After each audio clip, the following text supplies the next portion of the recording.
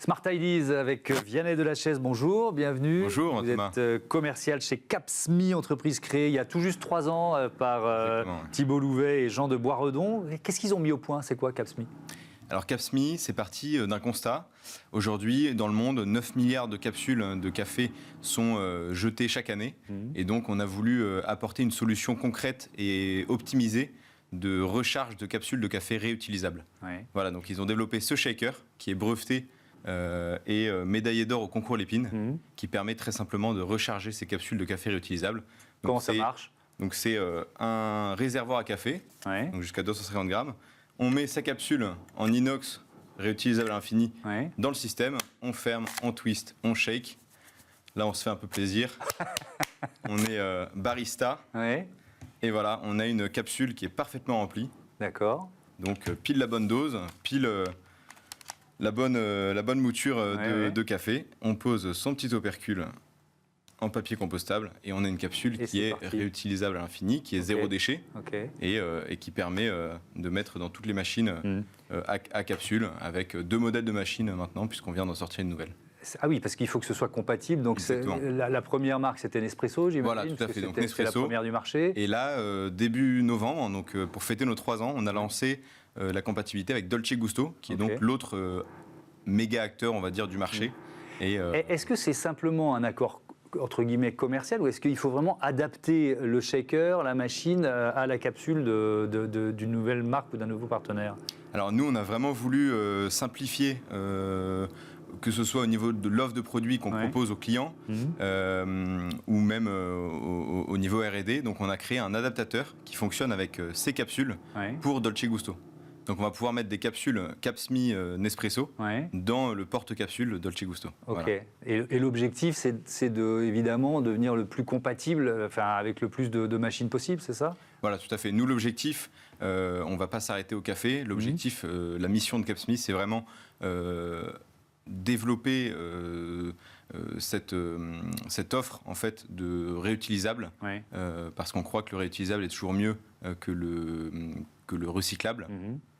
Donc sur tout type de machines à boissons chaudes en fait.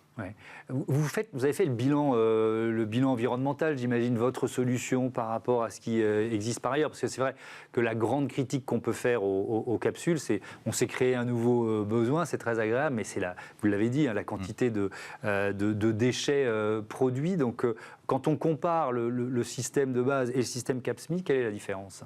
Alors, il y a 2 choses. Aujourd'hui, la pollution au niveau des capsules vient d'une part des capsules, mais de l'autre du café.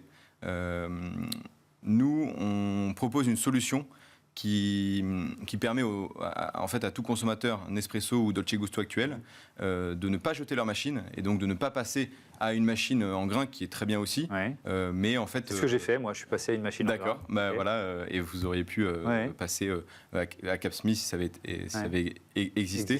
Et donc vraiment, l'idée c'est de ne pas se débarrasser d'une machine qui marche encore et qui a encore une longue vie, une longue durée de vie devant elle.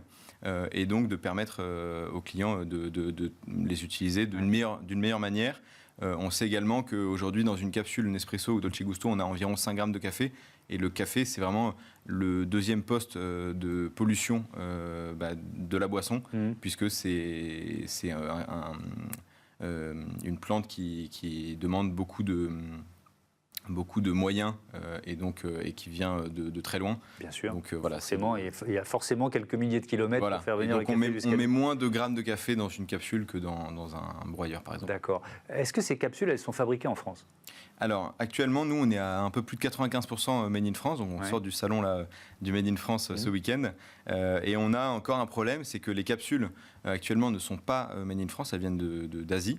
Et nous, on a déposé donc, un dossier là, à la région Île-de-France pour qu'on soit aidé. Parce qu'en fait, la filière de l'inox, aujourd'hui, est très compliquée en France. Ça a été délocalisé.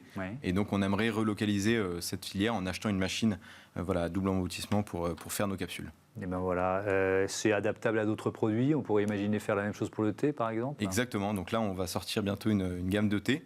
Et donc vraiment, le but, c'est démultiplier l'offre possible pour les consommateurs, donc avec du thé, avec bientôt peut-être pourquoi pas du chocolat chaud, etc. Eh ben merci beaucoup, ça donne envie de consommer tout de suite un bon café ou un bon chocolat. Merci beaucoup, à bientôt. Merci Thomas. Sur Bismart, bon vent à Capsmi. Voilà, c'est la fin de ce numéro de Smart Impact. Je voudrais remercier rapidement Marie Billat à la production et à la programmation, Angèle Jean Girard à la réalisation, Saïd Mamou au son. Merci à toutes et à tous et à très vite. Salut.